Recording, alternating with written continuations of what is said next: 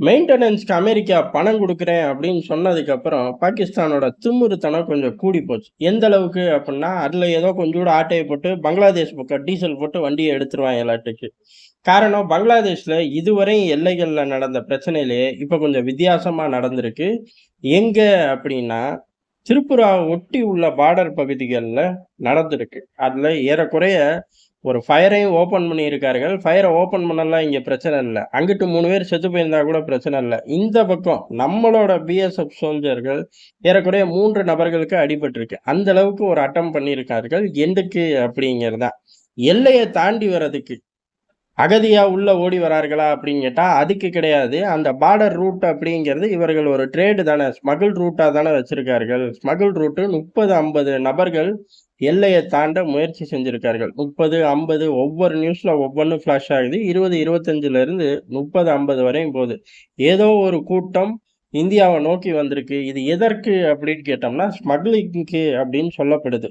அதே சமயம் இவர்கள நோக்கி நம்ம ஆட்களும் ஃபயர ஓப்பன் பண்ணியிருக்கார்கள். அதுக்கப்புறம் அங்க இருந்து கற்கள் அந்த மாரி வீசியிருப்பார்களாட்டுக்கு. இந்த பக்கம் பார்டர் ஃபோர்ஸ்ல சேர்ந்த 3 நபர்களுக்கு அடிபட்டிருக்கு. இது எல்லாம் நடக்கக்கூடிய காலகட்டம் அப்படிங்கிறத, இது வெறும் இந்த ஸ்மக்லிங் ரூட்டுக்காக இவ்வளோ பெரிய எஃபோர்ட் போட்டு ஓடி வந்தார்களா? ஏன்னா பதிலுக்கு தாக்குறாய்ங்க.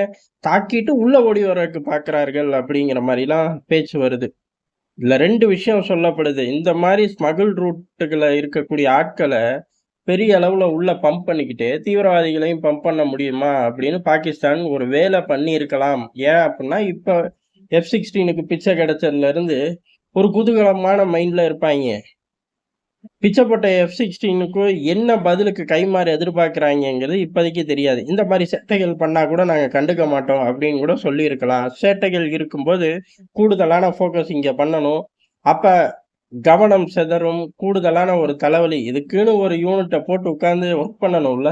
அத என்னைக்குமே எல்லாருமே விரும்புவாய்ங்க. ஒரு நாடு ஸ்ட்ரகிள்ல இருக்கணும். மல்டிபிள் லொகேஷன்ல ஃபோக்கஸ் இருக்கணும் அப்படிங்கிறத எல்லா பயலும் விரும்பி தான் தொலைப்பாய்ங்க. அதனால கூட இந்த விஷயங்கள் ஏற்படுத்தியிருக்கலாம். காரணம் என்னன்னா, இதுவரையுமே பங்களாதேஷ் எல்லைகள்ல யூனுஸ் வந்ததுக்கு அப்புறம் நமக்கு ஒண்ணும் சுமூகமான உறவு கிடையாது. இன்னும் சொல்லப்போனா பங்களாதேஷ்ல எல்லைகள் மாரியே மெயின்டெய்னே நம்ம பண்ணது கிடையாது.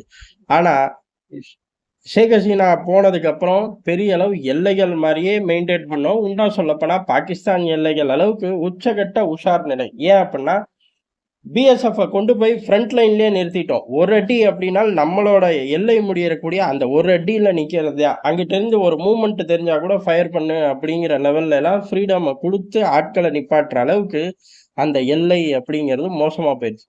அதே சமயம் இப்படியே எத்தன நாள் நிறுத்திக்கிட்டு இருக்க முடியும்? ஆட்டோமேட்டிக்கா ஃபென்சிங் வேலையும் ஒரு பக்கம் விரட்டி பார்க்க ஆரம்பிச்சோம். இந்த காலகட்டத்தில எவ்வளவு பிரச்சனைகள் வெடிச்சுச்சு, வந்துச்சு அப்படிங்கிறதா பிரச்சனைகள் ஒரு தாட்டி வந்துச்சு. இந்த மாரி ஸ்மகிள் பண்ணக்கூடிய ஆட்கள் கிராஸ் பண்ண வந்த லெவல் அப்படிங்கிறது ஒரு தாட்டி நடந்துச்சு. அதே மாரி அங்க பிரச்சனை நடக்குது. அங்கருந்து அகதிகளா ஓடி வர மாரி ஈவென்ட் அப்படிங்கிறது 5 முறை நடந்துச்சு. இதுகள தாண்டி நடக்காத ஈவென்ட் பெருசா அவர்களால பேசப்பட்டுச்சு. என்ன அப்டின்னா, அவர்களோட ராணுவம் எல்லை கடந்து ஒரு 6 கிலோமீட்டர் வந்துட்டு யூ டர்ன் அடிச்சுட்டு போனாய்ங்க. என்னடா அன்னைக்கு 10 கிலோமீட்டர்னேன். சொன்னது பூரா பொய் தான். ஒவ்வொரு இடத்துல ஒவ்வொன்னும் சொன்னேன் அப்படிங்கிற மாரி சொன்னார்கள். சரி ஏன்டா சொன்ன அப்டின்னா, புதுசா ஒருத்தருக்கு பதவி போட்டார்களாமா. அவர் பிரஸ்ஸ பார்த்து இப்படிலாம் சொல்லிட்டு போயிட்டாராமா. விளங்குமாடா உங்க நாடு?